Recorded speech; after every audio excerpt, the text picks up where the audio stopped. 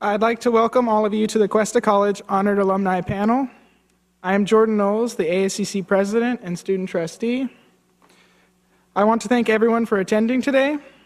I especially want to thank our distinguished Honored Alumni panelists, Jim Brabeck, George Galvan, Rolfe Nelson, Jason Snell, and Sue Torrey.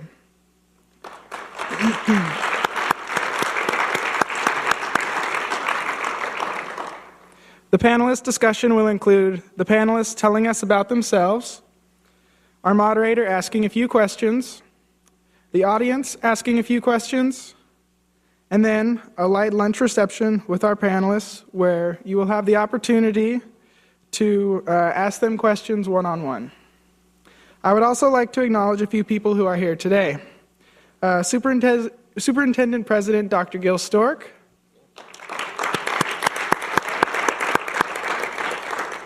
Dr. Frank Martinez,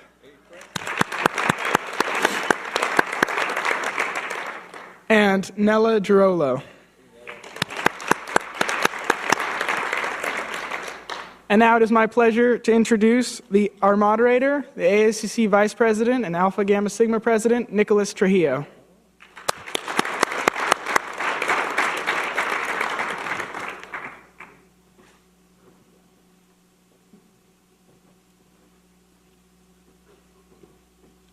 Hello, everybody, and thank you for coming. We are here to listen and ask questions from our distinguished Honored Alumni panelists today about their time at Cuesta and their successes after they left. What inspires them? What makes them a great role model? And what makes them continue to have a place in their heart for Cuesta College? After the panelists have the opportunity to tell us about themselves, you will have an opportunity to ask questions. Please have those questions ready. Our first panelist, Jim Brabeck. He is our 1999 Honored Alum. Jim, please tell us about yourself and your profession. One word, boring. My name is Jim Brabeck, and I live here in Los Osos, California. Oh, thank you. You've all heard of Forrest Gump. I would be his twin brother. People said he didn't have a twin brother. I said his mother was so embarrassed she had one less intelligent than Forrest, but that would be me. But I'm a graduate of Cuesta College. I went through the evening division, and Cuesta College, I think, has been the foundation upon which both my personal and family community success has been built. I've been married for 51 years to my wife, Marcia. We have two grandchildren. And I came to Cuesta as a returning student. And basically, when I was made manager on January 29, 1969, a farm supply company, it was a very small company, and I realized how little I really knew about business. Been earning money since I was about 8, 9 years old, started shining shoes in front of the Greyhound bus depot in LA. Knew how to make money. Making money, managing money is a completely different venue. So I came back to Cuesta College and took every accounting, every banking, every marketing class, and also psychology classes, because when you're dealing with the public and the community, you need to have a lot of psychological skills. And I learned those right here from Sin Bennett and a lot of other good people. So my life has been truly blessed. I was fortunate enough to come back to Cuesta and serve 8 years as an elected trustee on the board. Chaired the capital campaign cabinet for the North County expansion into Paso Robles, which now has 3,000 students up there. I dug this pin out that says I love Cuesta College, because I truly do. I also admire, respect, trust, and love Dr. Stork and Dr. Martinez, who are two of my mentors. I love Jan Stork even more because she let Dr. Stork come back and take over the campus and get our accreditation back. So thank you, Jan. Thank you, Gil. Thank you, Frank. You've all had a major part of my life. And Nella Girolo over here, I've always loved her. She's in the arts, but if she's ever had a bad day, I've never seen it in all my 8 years on this campus. So God bless you, Jarella, and all of you for being here. Thank you. Thank you, Jim. Our next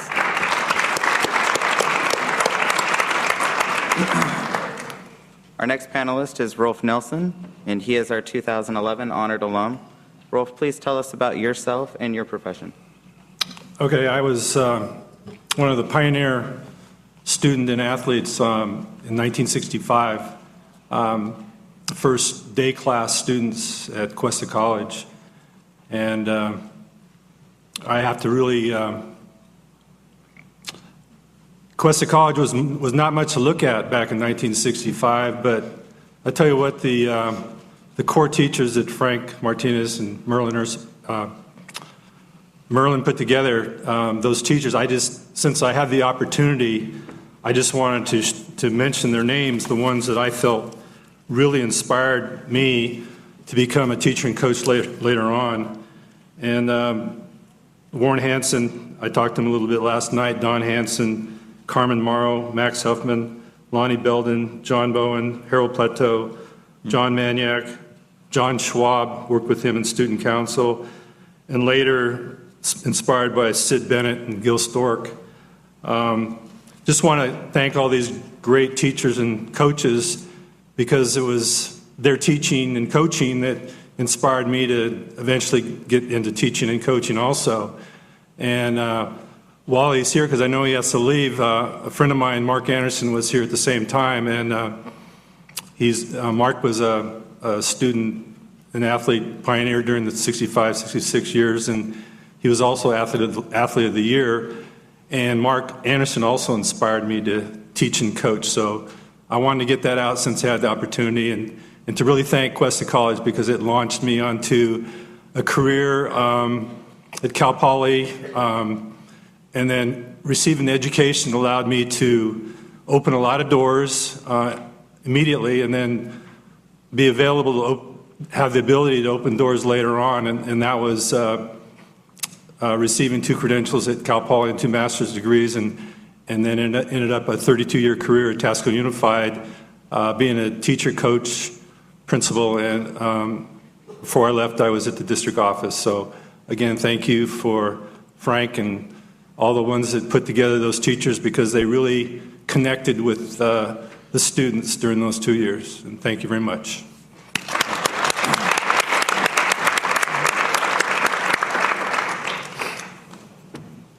Next, Sue Torrey, and she is the 2003 Honored Alum. Sue, please tell us about yourself and your profession.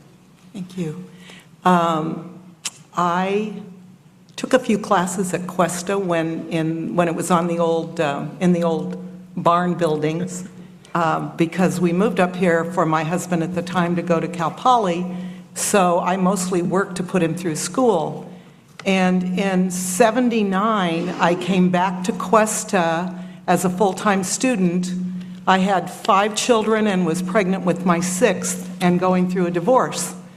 And I spent the next 4 years at Cuesta. I remember that as I walked on this campus, I felt like with every step I was going to just rise into the air. It was so exciting to be in school. The thing that to me, and Rolfe talked about it, that was most remarkable about Cuesta was the quality of the teachers here. They were amazing. Most of them I know aren't here at Cuesta anymore, but Harold Plateau, Faley Plateau, Joe Brundage, Pat McKeag, many other amazing teachers. I got into the nursing program. I was surprised. I got in the first year I applied, and went through the nursing program. Mary Parker had a tremendous impact on me. The teachers here not only taught their subjects, they taught them with such energy and enthusiasm and passion that it made a huge difference to me. I graduated from the nursing program. I went to work as a staff nurse at Twin Cities Hospital, and about 10 years later started administration as an assistant director of nursing, then became the director of nursing and the assistant administrator.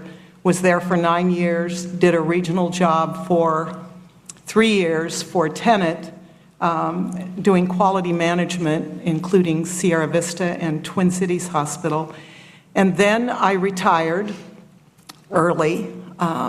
Healthcare was changing a lot, and I had reached the point where I didn't feel I was making the kind of difference I wanted to make. And eventually, I got bored with retirement, studied massage. I now do massage, but I also teach anatomy to massage students. And when I teach anatomy, I remember Harold Plateau, because in his class, I got so excited about the body, the miracle of the human body, that I still bring that passion and that excitement that I received from him to my teaching today. And I did promise I would tell one story about Joe Brundage because I talked about it 10 years ago. As I told you, I was pregnant when I came back to Cuesta, and I had the baby April 24th, and I still had a few weeks to go through finals. And I would bring my baby in a car seat, a car carrier, and put her in the internal hallway with the door open as I was doing experiments in organic chemistry. And she was crying, and I kept running in and out. And Joe Brundage, who was sitting in the big, tall, at the big counter that in the chemistry room, was grading papers, and he said, "Does she just want rocking?" And I said, "Well, I think so." And he said, "Well, I can do that." And he rocked her as he graded papers, and I finished my experiment. And when I came 10 years ago to speak to the teaching staff as a honored alumni, Joe was retiring that year, and that baby was sitting in the room as a Cuesta student. Cool is that? Wow.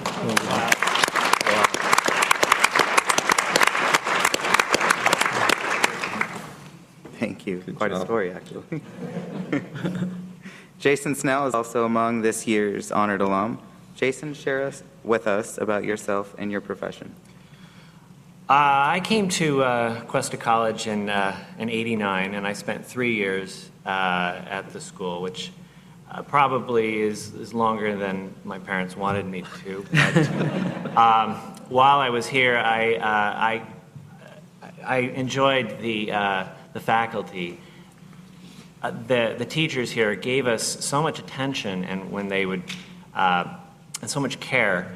It actually let us retake tests, which that doesn't seem normal in the bigger universities, and I felt like what I was doing actually mattered. So that my general education was the best I could imagine. I actually discovered the music department. A friend of mine, Juan Fernandez, was a student with me, and he was part of the vocal jazz group. And he convinced me to try out. I had never sung before in my life, but he convinced me to try out with the vocal jazz group because there were girls that I could meet. And so Warren Balfour was the music instructor at the time. And that year we got to travel to Europe, and it really opened my eyes to actually the world, and it became really good training for what I was about to do later in my career. After that year, I became a teacher's assistant with the music department and worked with Bea and Nella and Warren and graded papers. And I happened to look in on Nella's class, and there was a pretty girl that was in one of the productions, and so I decided to audition for the Mikado Y'all, which is a Western music. Well, it's a musical that they turned into a Western, and anyway, I became one of the chorus members, and Monica, who was in the show, we started dating, and we've been together now since then. 22 years now, and been married for 18 years. Wow. And these are my two kids too, Winter and Luna. So really, this was the beginning of my life, starting here at Cuesta College. I went on and finished my bachelor's degree up at Chico State, and then started working in Los Angeles through productions, through the entertainment industry, and worked for Jay Leno for The Tonight Show and a couple of TV shows. But my wife, Monica, and I decided that Los Angeles wasn't the place to be, and we had some connections up in San Francisco with Industrial Light and Magic, and they're a visual effects company that George Lucas owns. So I was able to get an interview and got a job with my production experience And there I trained after hours in computer graphics and learned, Linux and C++ and the language of the computer graphics CG folk. And I landed a job as a painter. I was just doing digital painting like you would in Photoshop, and then doing touch-up work, and then discovered 3D computer graphics, where you build three-dimensional environments and recreate camera moves and do the things that become more advanced in computer graphics, and worked my way through that career and became the department supervisor, and I've been, up until about a year ago, managing about 40 artists at Industrial Light and Magic. And anyway, just this last six months ago, I was asked to be a visual effects supervisor on a Chinese picture, which we are about to leave in August to go spend some time in China and help them with it's a comedy, but it's a Mandarin-speaking movie. The characters speak Mandarin, and it's heavy computer graphics, and they're enlisting Industrial Light and Magic to get the work done. So this will be my first movie that I'll be in charge of, and I'm very excited, and that's where I'm at right now. So that's my story.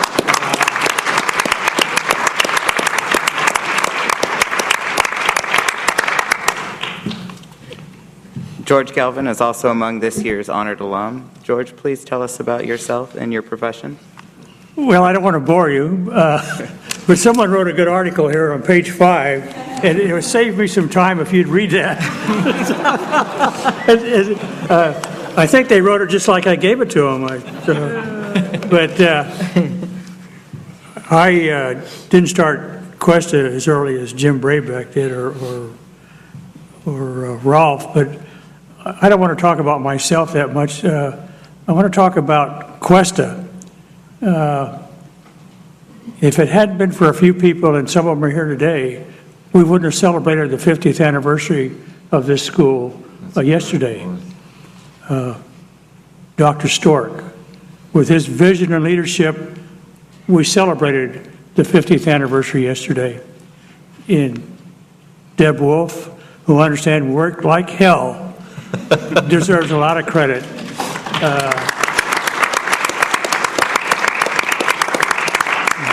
Tony Summers, I can't think of who else was involved, and people I don't even know, but I know that it took a lot of work, and I appreciate it because I love Cuesta.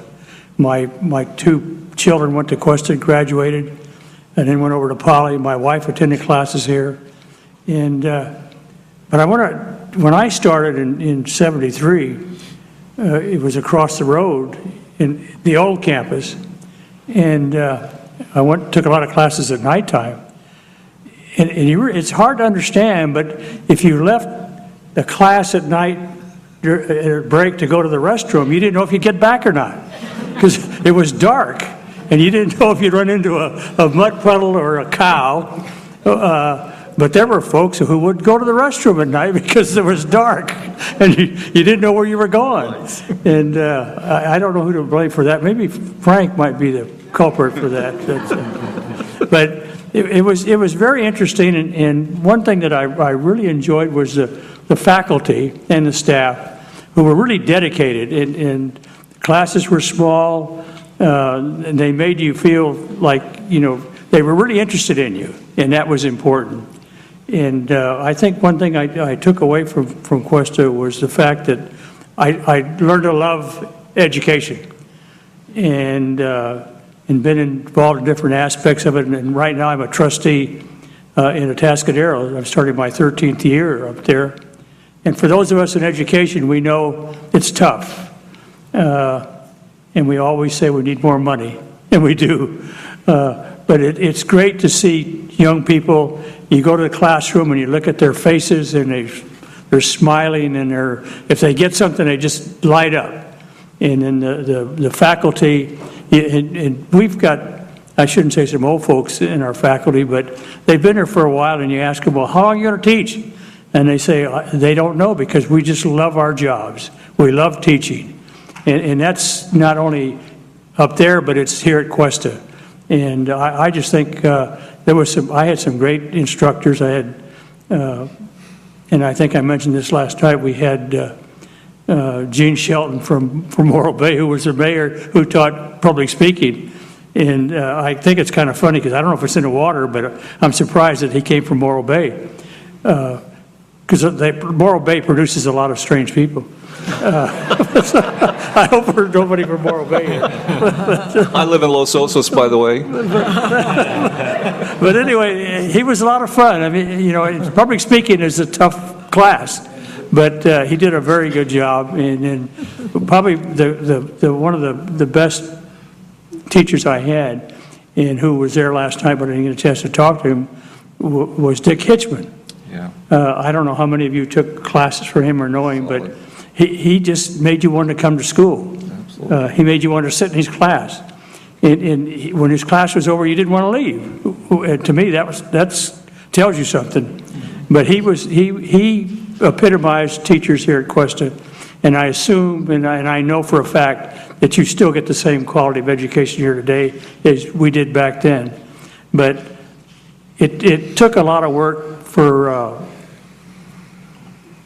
to get the school where we have it. You look at CPAC, you look at all the different buildings, and when you look at where we were at, in barracks that had holes in the wall, and when it rained, you got water in the floor, and sometimes through the roof. Those are good times. And sometimes you didn't know if you were going to run into a cow or what. But it was interesting. And I think we came to school here because we really wanted to learn. Yep. And we enjoyed it. We had, you know, some classes were tough, but we really liked it. And I'd do it again in a heartbeat if I had to. And I know my children would, my wife would. And like I said last night, if she could be here, she would. And she sends everybody that she knows here her best. Even she sends her best to Gil, which is unusual. But I told you, I think it's the drugs that they're giving her, because she said, give Gil a hug and a kiss. I said, I'm not going to do that. But she said to tell Frank Semper Fi, and I don't want to bore you anymore, but just read this, because I've accomplished a lot of things, and a lot of it was due to my education here at Cuesta, but most of it was due to my wife, who pushed me and made me do things that sometimes I didn't want to do. But and it was my life has been great. I've enjoyed every minute of it. I've enjoyed all my friends. I've enjoyed the people I met here at Cuesta. And like I said, I love Cuesta. And as Bob would say, go Cougars. Yeah, thank you.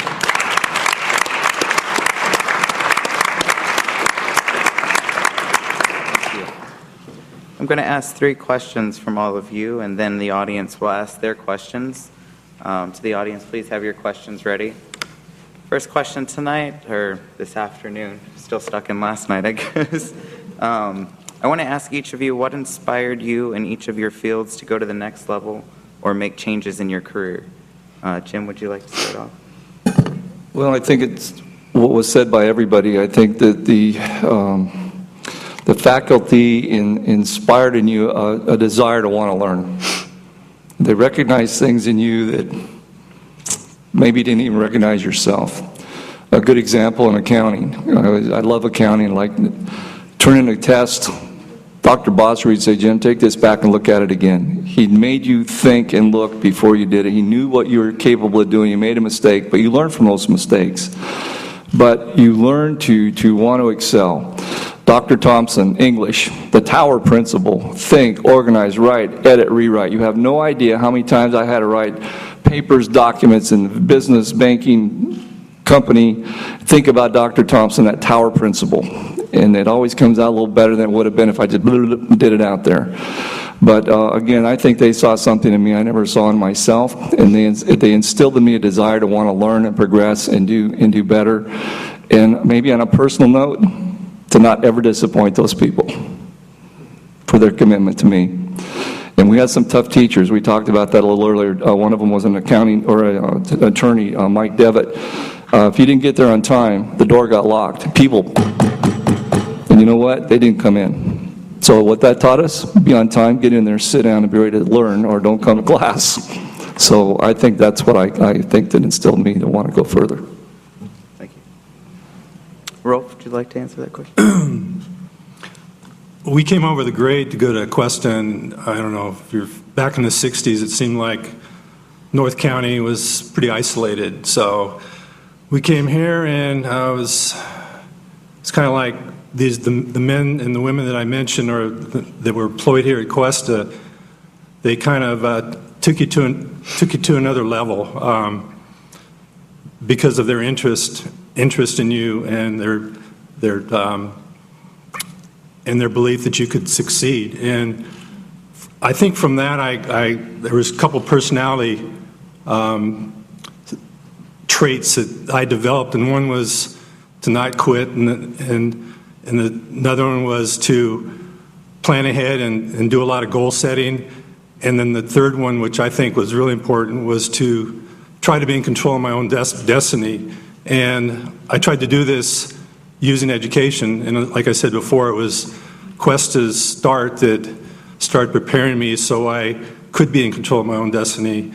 And I just wanted to thank Cuesta for that, for launching me onto that career that I think was, in the end result, I feel satisfied with what I've accomplished, and I think that's key, that you're satisfied with the job that you've done in a career that you were passionate about. And I learned that passion through those instructors in 65 and 66.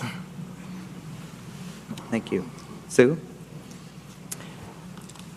I think Rolfe said it with passion, with the word passion, and I referred to that before. I think that when I came here, I was going through a lot of change in my life.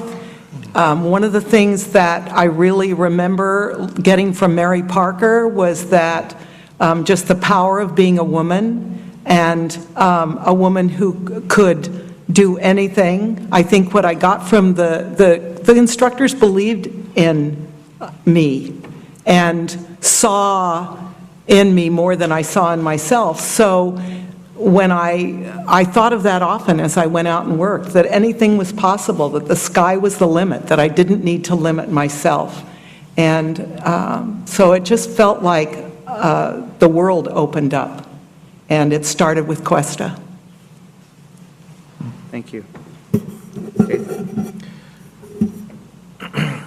When I'm working today in the environment, the motion picture industry, it can be challenging from the standpoint that everyone is in a hurry to get their work done, and everyone is expecting everyone to know exactly what is happening and what their jobs are. And sometimes there are occasions when questions are asked, or you need to know the answer to a situation. And for me, the hardest thing to do is to say, you know, I don't know the answer right now, but we're going to get the answer to this question, whatever it is. And that was, I think, something that I learned.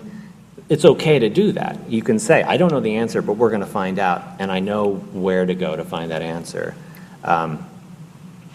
I think I learned that skill here at Cuesta from the teachers' patience and from making mistakes, and it's okay. I don't know if that's a proper answer, but I think that's the biggest thing, one of the biggest successes that I'm able to say, I don't know the answer, but we're going to get it, and that's kind of what I'd like to say about that. Thank you. And George? I forgot what the... So what inspired you in your field to go to the next level and or make a change in career? Oh, gee, it's a long story. But I retired from the Marine Corps, and our children were small. And I mentioned this last night. I came here to get the GI Bill. That's the only reason I came here. I wanted to get the GI Bill. And so I tried to figure out, how many years will I have to stay here till I get the whole 36 months? And I had it figured out, and I assumed that that's what I was going to do, was just get the GI Bill and move along. But there was a counselor here, and I mentioned this last night, her name was Irene Lane, and she was, and I'm sure Gil remembers her, and Frank, but not many others, but she's not here with us any longer. And anyway, she stopped me and talked to me, and she wasn't much older than I was. And she said, what are your educational goals are? What are they? And I said, well, collect the GI Bill and, make a little extra money because I could use it. And she kept after me, and finally, to get her off my back, I said, what do you want me to do? And she says, set some goals. And so she convinced me that I should set some goals, and I graduated after, I don't forget how long I was here, but anyway, I graduated and went on and got my bachelor's. And of course, I was in law enforcement. I spent 24 years in law enforcement. And after leaving the Marine Corps, it was a change, but in some ways, the discipline and those kind of things carried over in law enforcement, because if you were in law enforcement, discipline and in order and following orders and doing those things is very important. But I think one thing I learned that from Irene Lane, that you have to be persistent and you can get things done if the right person is behind you. And she was behind me, and she just prodded me, and I just can't say enough about her. And I hope she's looking down on us today saying, great, 50th anniversary, and George Galvan is there. I don't know how that happened, but but she's looking down. I'm sure she is. I'm very proud to have met her here. Thank you.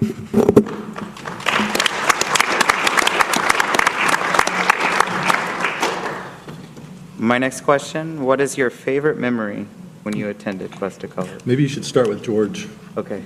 George, would you like to answer that question? My favorite memory? Otherwise you'll forget. Not forgetting to bring a flashlight when you came to school at nighttime. I hate to say this in front of people, but sometimes I just wouldn't go to the bathroom because I didn't know if I'd get back. Because there was no lights. It was dark. And you didn't know if you were going to run into another student or a cow or, whatever. And but that's one of my favorite memories. And of course, when you look back at those days and you look at this campus today, we've got a lot to be proud of. We have got a lot to be proud of. But the old campus, if you were interested in education and you could handle the old campus, you were going to get through it. Thank you. Jason, would you like to go next? I would make a big mistake if I didn't say my favorite memory was meeting my wife, and it is. But I will also Good call. okay. Good. But I will also say traveling through Europe with the vocal jazz group. The group that sang last night, they looked sharp, like they were. When I was in vocal jazz, we wore it was T-shirts, and they were like what color were they? Pink, I think, and starch white trousers. So, but I didn't care. We were traveling through Europe, and it was the best experience I can remember. Thank you. Sue? I think I've already told my favorite memory, the story with Joe Brundage, but I will add that when it was time to write my final, he said, you can go to my office, so I did it nursing my daughter and writing my final in Joe's class. And Rolfe? When I first started Cuesta, I was living at home, and it took me about 6 months to realize, or the semester to realize it was time to move over the grade. So I just loved coming to Cuesta every day. One of my friends at one point borrowed the campus campus patrol cars, their patrol car for a while. Yeah, borrowed it for a little bit. Some of you, there's some things that you don't want to know. We had a lot of fun at Cuesta.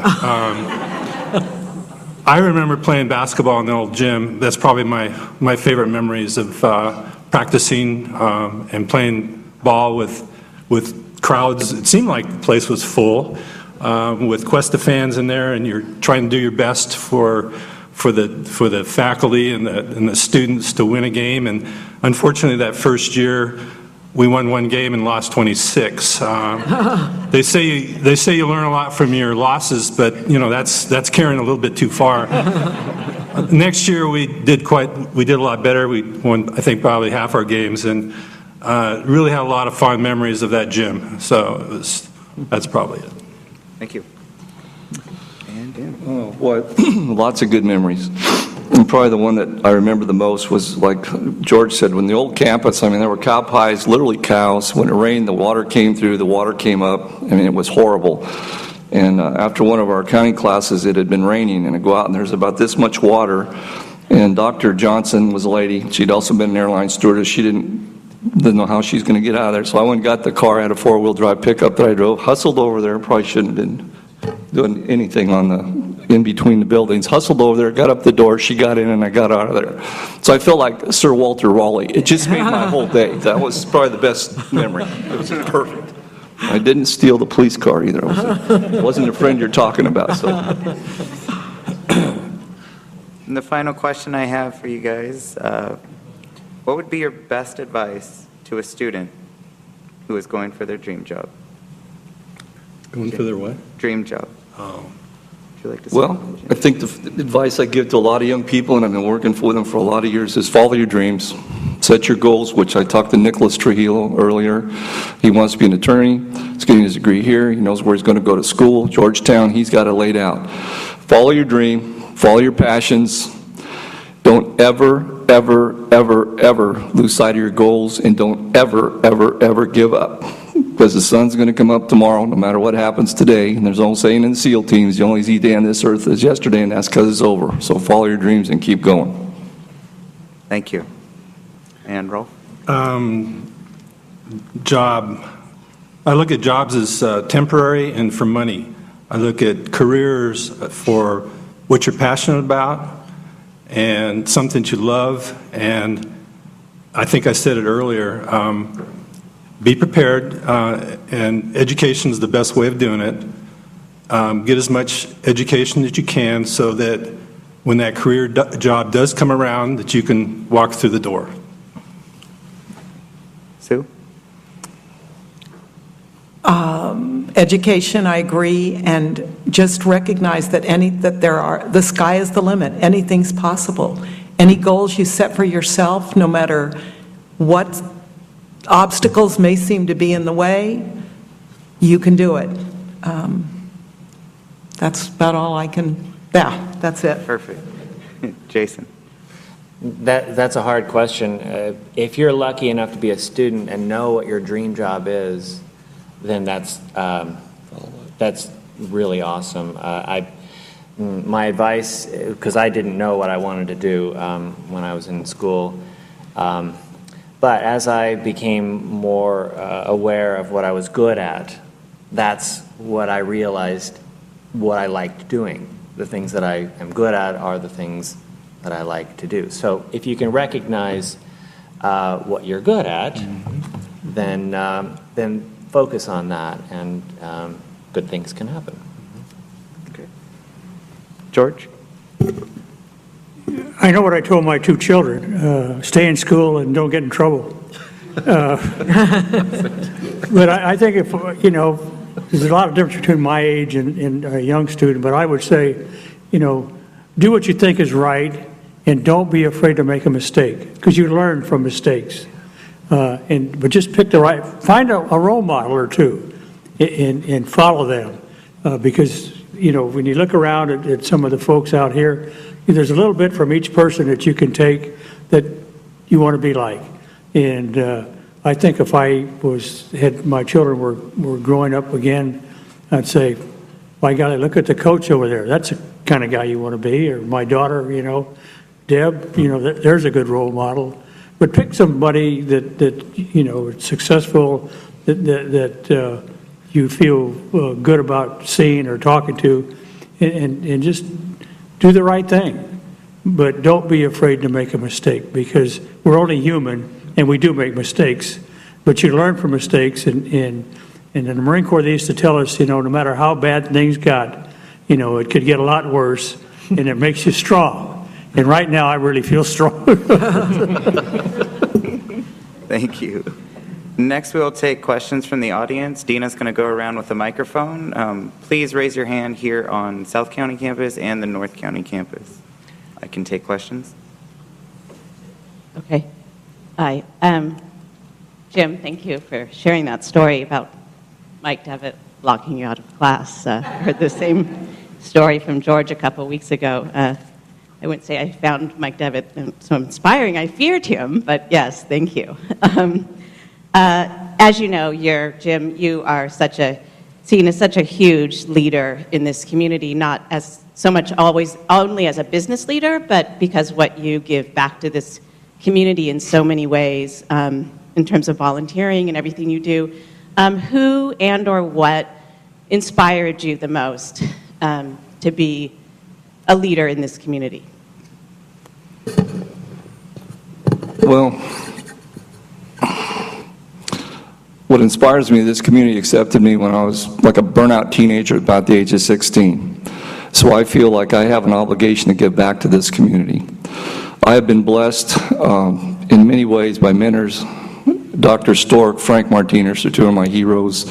Judge William Clark, who is also one of my mentors, Leon Panetta. I have been inspired by them and their courage and their discipline, and to always take the high road. It's harder to climb. The view's better when you get up there, and it's a lot easier coming down. But I've also been inspired by those who've invested me with their time, talents, the teachers that we're all talking about up here, that have really given their passion and their careers has been a passion. It's a passion, and once you find something you love to do, you never work another day in your life. They gave that to us. And what motivates me is, as I said earlier, I don't ever want to disappoint anybody that's ever invested 1 second in shaping my character. And as I said earlier, it's a great portion of that started right here on this campus.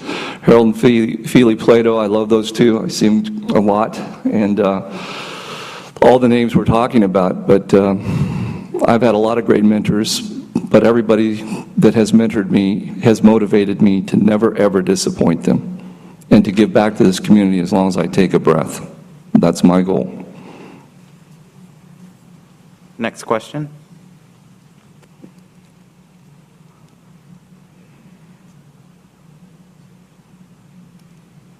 Thank you. One thing we heard from a couple of panelists was it sounded like you came to Cuesta right from high school or soon after high school. I think that was correct. And then other panelists came later in life as what used to be called reentry students or maybe more mature students.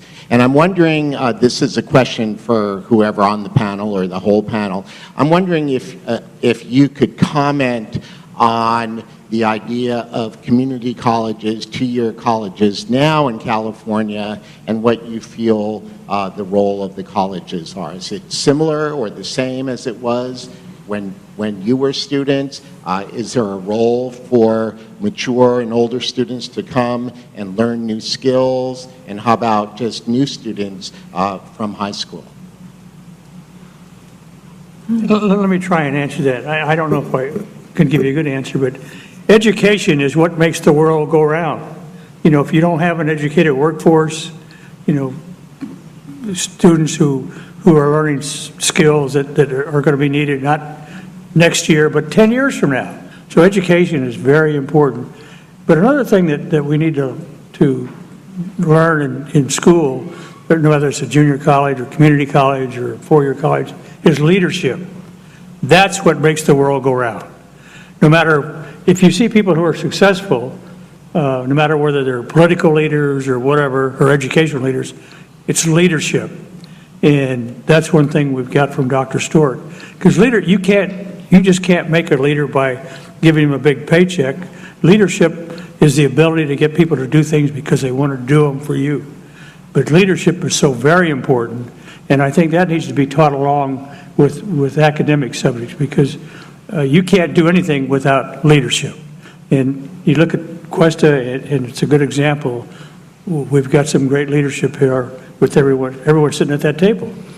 But you can't put a price on that. It's good to get education and know things, know about chemistry and math and those things, but if you don't have leadership, you'll never be successful.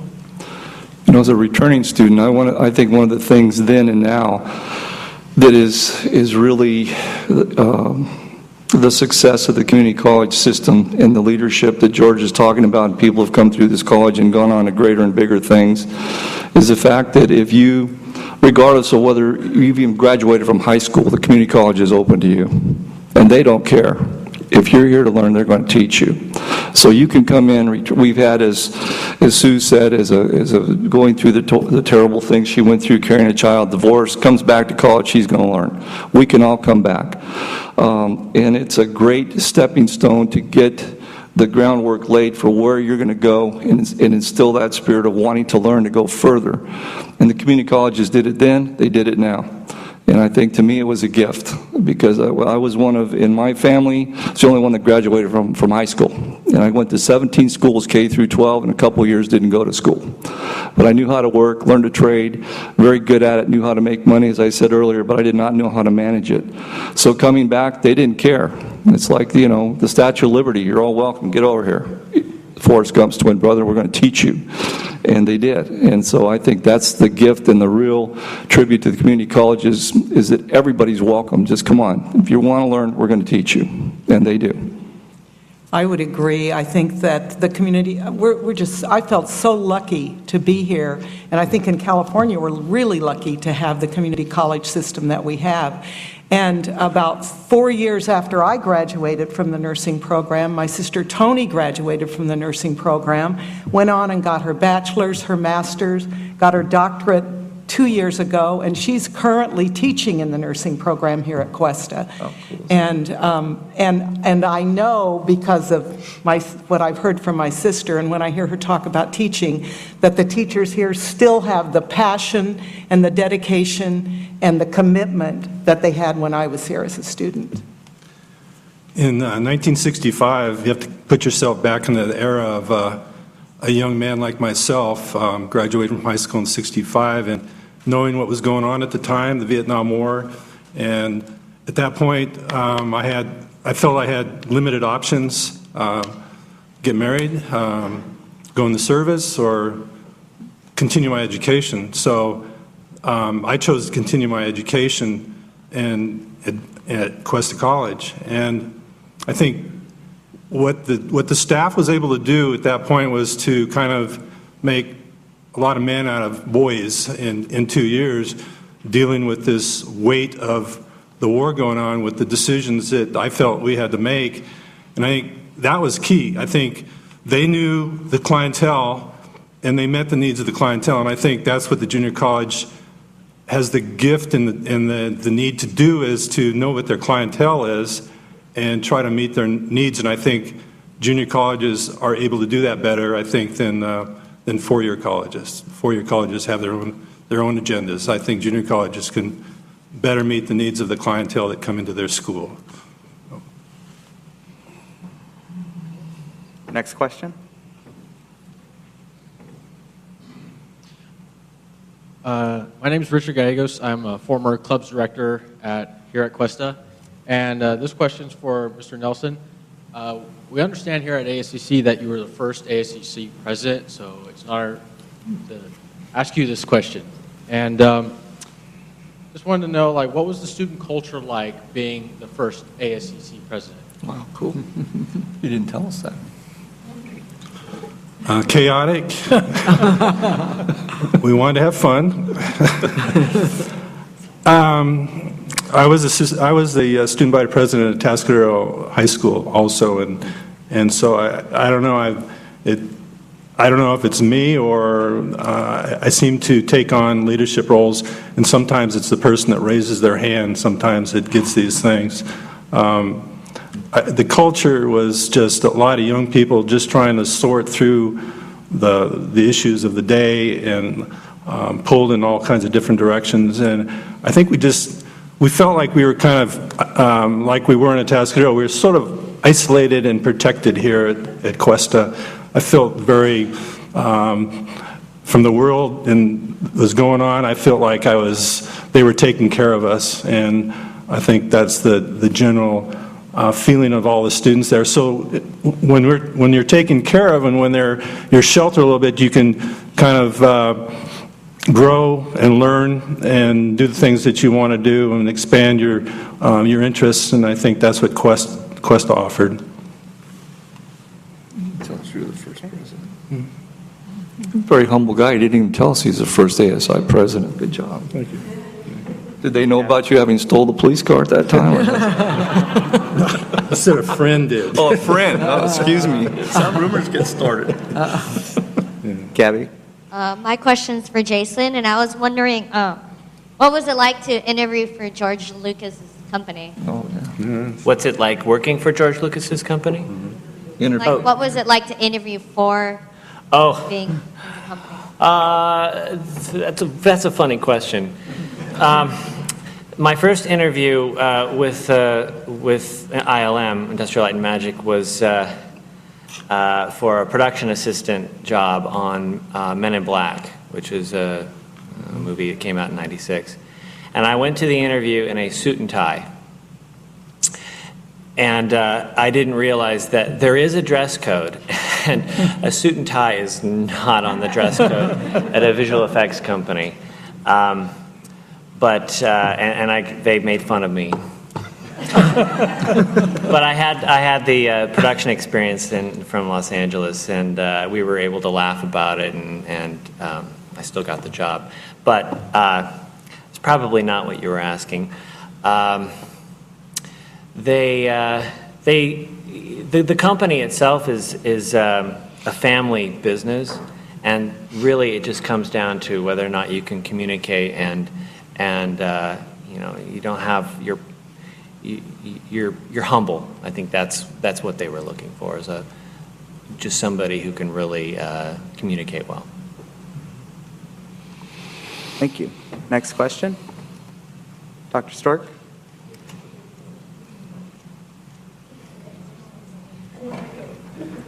This is a question for Jason.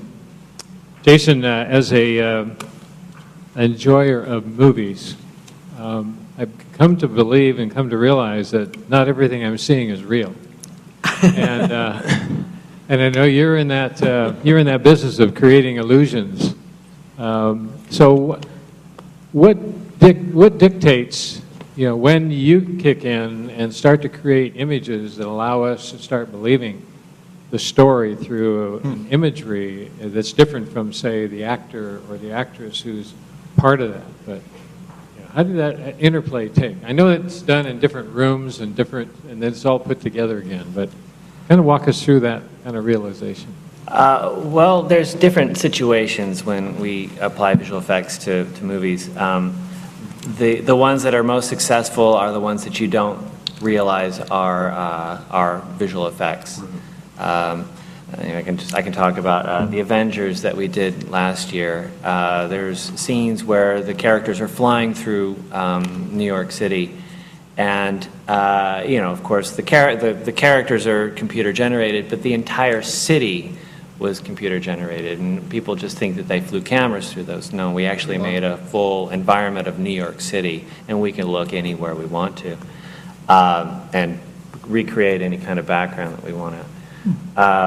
The decision to go with a computer graphics or a CGI in a movie is a decision that's made while they're writing the story, usually. And it's an expensive decision that that they need to make, but the directors want to tell a story, and the stories. But they can do anything they want to these days. It just it takes a vision and a desire to do it. Well, our holy grail, I'll tell you right now, the holy grail that we're working on is digital humans. No company right now can actually deliver human beings talking, delivering lines, because the emotion that's behind it is human driven. And that is what all the companies, all the visual effects companies are striving for right now. And Benjamin Button was a movie that came out a few years ago that we got close, but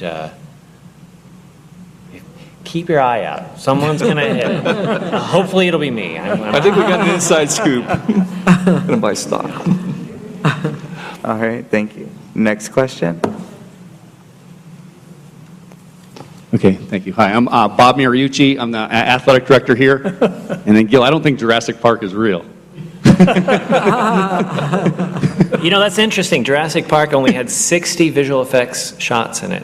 A movie has 2,000 shots, about 2,000 shots that make up a movie. Only 60 of them were computer generated. Wow. As the athletic director, I'm always looking out recruiting student athletes, and I just wanted to ask Rolfe if he has any remaining eligibility. Do you have any? Yeah, I think so. We just lost our center this year, so we're looking for a big 6'5" center. So I wasn't tall enough then. I don't think I'm tall enough now. But on behalf of the athletic department, I was going to give Rolfe a men's basketball sweatshirt or T-shirt, so I brought you a basketball sweatshirt on behalf of the athletic department, and I bought everybody else one too. So. All right. Good job. Thank you. Thank you very much. Thank you. Wear it with That's pride. how we recruit. That's how we recruit.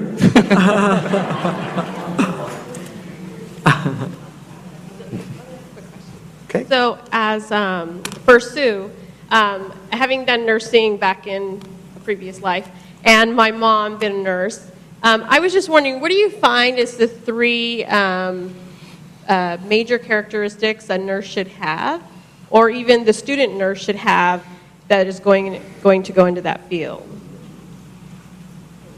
Three major characteristics.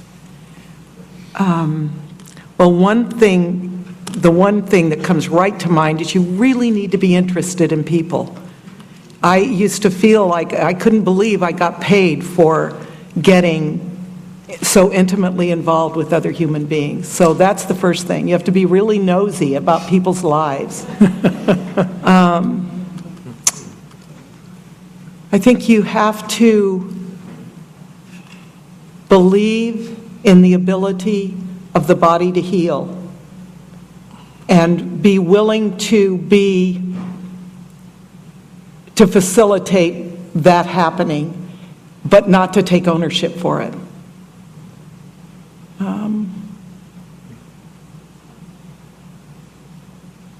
I think that's it. I'm Sean Landers. I'm the technology training department here. And I didn't bring gifts like Bob, but I do have a question for you all, and it's actually kind of a twofold question. Hindsight is, they say, 20/20. What class or classes do you wish you had taken that you didn't take here at Cuesta? And then maybe, if you can't come up with that, what was one of the classes that was paramount that you did take? Let me start. I didn't take any math classes, not because of who taught it. I was scared of math. I swear I was scared of math, but I didn't take any math classes. But it's not because of Gil, but I think the second part of your question, what classes I took that I really, or that we really liked, or California history. And I mentioned the instructor who taught it, but you know, some people who claim to be experts in California history, he's an expert. But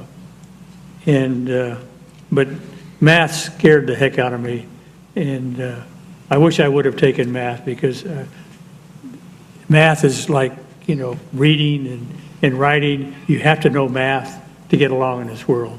So I would encourage anyone who's starting here, take math. Plug for Gil's profession. I agree with that, actually. I don't regret having my concentration in the music and the theater department, but I use trigonometry every day. I mean, I'm writing, code a lot, and I wish I could have gotten a jump start. Hindsight is 20/20, but if I had that foundation, I wouldn't have had to try as hard later. I fell in love with organic chemistry. It fascinated me. It was one of the hardest classes I'd ever taken. And at one point I thought about continuing in chemistry, and I was at a good age and a good time to go to medical school, but I knew how hard that would be for my kids, and I decided not to, but I would have loved to take more chemistry. I thought it was fascinating. Somewhere in the back of my brain, I knew that I was going to eventually be a teacher and a coach, but when I came to Cuesta, I declared a business major. And for some reason, that was in the back of my mind, it would be cool to be a business person. But I wish I had taken an accounting class here so I knew that I didn't like business, because it happened to me at Poly. And Jim was talking about accounting this morning. I'm going, I hated accounting. Sitting and doing all those ledgers, it just drove me crazy. So that's it. Well, I was already married when I came here, but looking at Jason and Monica, I probably should have taken drama for sure. And Winter and Luke, Luna, awesome. I think one of the things I really would have liked to have taken would have been physics. It just applies to so many various aspects of what I get involved in. It's one thing I didn't take. I wish I would have. Probably would have flunked, but I would have taken it anyway. Excuse me, time's up, right? Anyway, I want to say a few words before you kick us out of here. And I want to thank Shannon Hill and her help for putting this on and last night. And I see my good friend Pat Mullins back there hiding, or what? Anyway, we've been friends for years, and he's president of the Board of Trustees, and he's got a good board. But I want to thank them, for they made some difficult decisions, painful decisions, I know for a fact. But they made them because it was in the best interest of this school. But I think we should recognize Pat. Well, absolutely.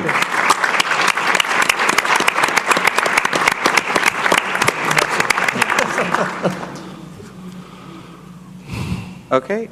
Is there any more questions?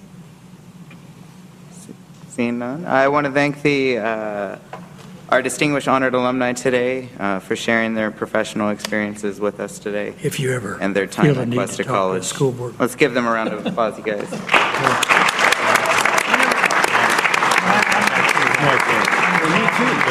night to you, Rolfe, and God bless you for all you do too. There is more food at the back tables if you guys want to mingle and stay for a little bit and get to know each other a little bit more. Feel free. Those days, there were a lot of things that went on where It'll be free. Cal Poly could ride their horses through. When you see movies that use a lot of pure...